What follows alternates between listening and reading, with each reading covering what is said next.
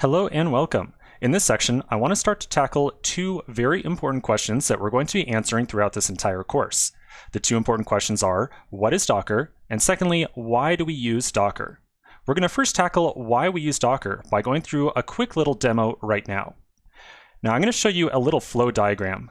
This is a flow of probably a process you've gone through at least once in your life before. It's a flow of installing software on your personal computer.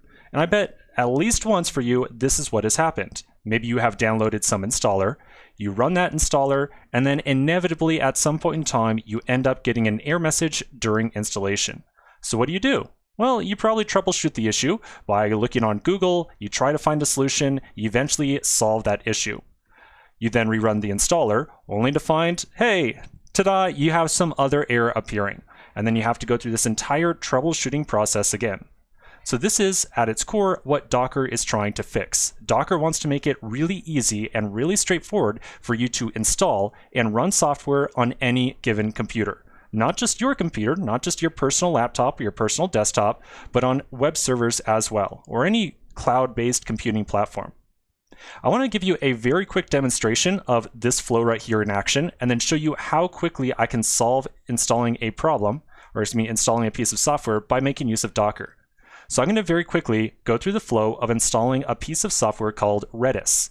Redis is an in-memory data store. We're going to be using it quite a bit throughout this course. But for right now, I just want to give you a quick demo of how it can be a little bit challenging to get installed on your own computer. So I'm just going to go through the installation steps here very quickly. So this is the Redis homepage. This is the official download page. In theory, I could use the documentation here to install Redis on my local machine. I'm going to go down to the installation section. And it very proudly says, oh yeah, just run these 4 commands right here, and boom, that's pretty much it. You can then run Redis. So I'm going to grab the first command right here. I'm going to copy it, and then I'm going to run it inside my terminal. So I'll paste. There's the same exact command. I'm going to run it, and sure enough, yep, I get an error message. Now in this case, the error message is a little bit predictable. It's complaining about a program that is just not installed on my local machine. Now I could definitely go and troubleshoot this, install that program, and then try installing Redis again, but that's the whole point. You kind of get into this endless cycle of trying to do all this troubleshooting as you are installing and running software. So let me now show you how easy it is to run Redis if you are making use of Docker instead. I'm going to go back over to my command line, and I'm going to run one single command. I'll say docker run -it Redis, like so. I'll hit enter. And then after a very brief pause, almost instantaneously, I have an instance of Redis up and running on my computer. And that's pretty much it. That is Docker in a nutshell. That is how easy it is to run software when you're making use of Docker.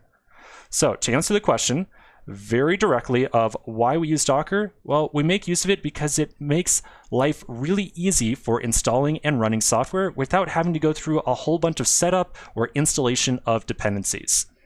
Now we're going to learn many more reasons throughout this course of why we use Docker, but I wanted to give you a very quick demo and show you how easy it can be to get up and running with some new piece of software when you are using Docker. Let's take a quick pause right here. We're going to come back to the next section and start trying to answer the question of what Docker is. So I'll see you in just a minute.